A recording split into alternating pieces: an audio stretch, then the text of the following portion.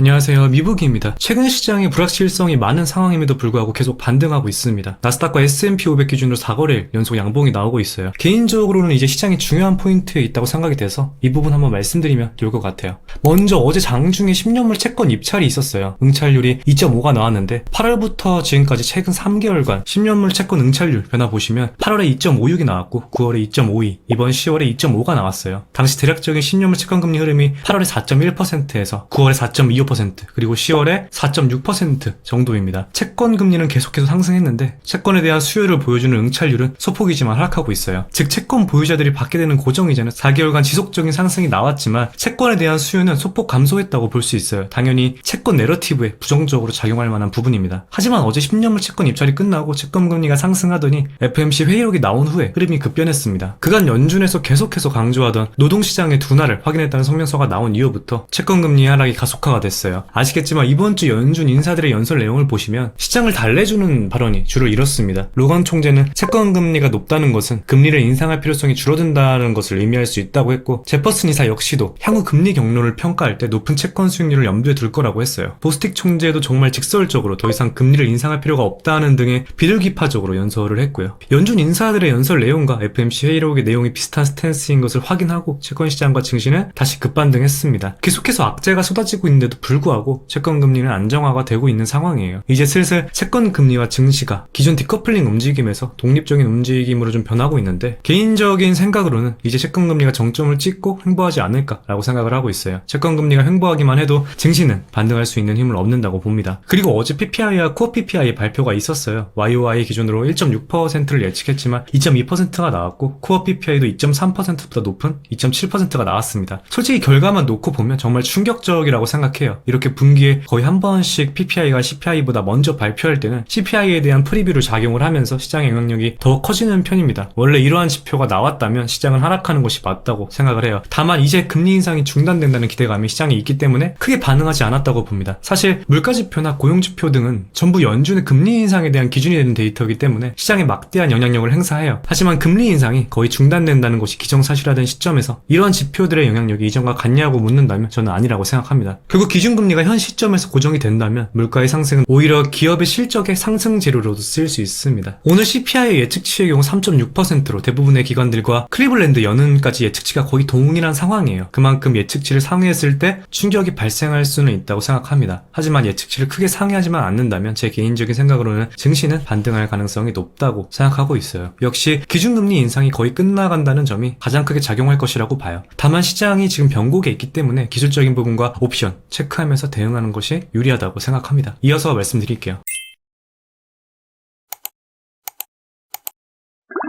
SPX 일봉으로 보여드릴게요. 오늘자로 변경된 SPX 콜월이 4,450, 풋월이 4,200으로 잡혀 있어요. 어제 콜월 4,400에서 4,450으로 오른 상황입니다. 기술적으로도 현재 7월 고점부터 하락 채널을 만들고 있는데 채널 상단이 4,450선 부근, 하단이 4,200선 부근입니다. 이렇게 기술적인 부분과 옵션 주요 라인이 맞물리는 경우가 그렇게 많지는 않아요. 보통 방향을 바꾸는 변곡일 때 이렇게 딱 들어맞고는 합니다. 즉 상방으로는 4,450선이 강한 저항이라는 거고 하방으로는 4,200선이 강한 지지라고 보시면 될 것 같아요. 해당 라인을 돌파하게 된다면 추세가 바뀐다고 보시면 되고요. 제가 이번 주 증시 대응 전략에서도 말씀을 드렸지만 지난 2주 동안 강조드렸던 점은 채권 금리와 달러 인덱스가 계속해서 상승하는데도 불구하고 기술주 정배열이 깨지지 않았다는 점과 옵션 포지션 강조드렸습니다. 또한 전쟁 리스크에 대해서도 세계 주요국의 참전을 이겨낼 수 없다면 시장의 영향력은 크지 않을 것이라고도 말씀드렸고요. 역발상 투자에 대해서도 말씀을 드렸는데 지금 그러한 환경이 만들어지는 과정이라고 생각해요. 바이든 대통령의 재빠른 미 항공모함 급파로 인해서 이란의 참전 가능성을 낮게 만들었고 결국 시스템 리스크로는 전개되지 않을 거라고 봅니다. 오히려 전쟁 리스크가 안전자산의 수요 증가를 만들었고 이는 채권금리 하락에 기여하는 상황으로 나타났어요. 증시의 리스크로 작용할 수 있는 큼직한 이슈들이 해결되는 과정에 있다고 생각하고 증시가 4,450선을 돌파한다면 제2의 랠리가 찾아올 수 있다고 생각합니다. 반대로 4,200선을 이탈한다면 거기에 맞는 리스크 관리가 필요하겠죠. 결국 방향에 맞는 대응이 중요하겠습니다. 마지막으로 옵션 특이사항 말씀드릴게요. SPX 감마 인덱스가 지난주 고용보고서 발표 이후에 마이너스 3.5 수준에서 지금 0.0 0.082로 양의 감마로 돌아섰습니다. 감마 인덱스는 쉽게 말해서 현재 시장의 유동성을 측정하는 지표라고 보시면 되고 마이너스 4에서 4 사이에서 움직여요. 낮으면 낮을수록 시장의 유동성이 적고 하방 압력이 강하다고 이해하시면 되는데 지금 많이 올라온 상황입니다. 그리고 CME 유동성 모델로 볼 때도 일주일 전과 비교했을 때 점차 상승하고 있습니다. 그 다음 현재까지 잡힌 감마값 보시면 4,400이 가장 높고 그 다음이 4,500입니다. 옵션 포지션으로 봤을 때 증시는 4,400을 찍고 그 다음 4,500으로 나아갈 것인지 아니면 되돌림 나올 것인지 결정하게 될 것이라고 생각을 해요. 정리하면 채권 금리는 이제 고점을 찍고 안정화되는 단계에 있으며 횡보는 하락하면서 이전보다 안정적인 매크로 환경을 구축할 가능성이 높다고 보고 있고 달러 인덱스 역시 유로화와 엔화 등의 반등에 의해서 상승 추세를 깨트리며 채권 금리와 비슷한 환경이 조성될 것이라고 봅니다. 예측치보다 많이 높은 물가 지표가 나오지 않는 이상 기준금리는 사실상 동결되는 수준에 있기 때문에 크게 흔들리지는 않을 것이라고 봐요. 증시는 단기적으로 설정된 옵션가 SPX 4400 콜옵션을 먹기 위해서라도 단기적으로는 상승 여력이 더 높다고 생각을 합니다. 지금 가장 중요한 것은 포트폴리오 구성과 대응이라고 봅니다. 시장 상황에 맞게 구성하는 것이 리스크 관리 차원에서 중요하다고 보고 있어요. 그럼 오늘 영상 여기서 마무리하도록 하겠습니다. 오늘도 시청해주셔서 진심으로 감사드리고 도움이 되셨다면 구독과 좋아요 한 번씩 부탁드릴게요. 궁금하신 점 댓글 남겨주시면 확인 후에 답변 드리겠습니다. 감사합니다.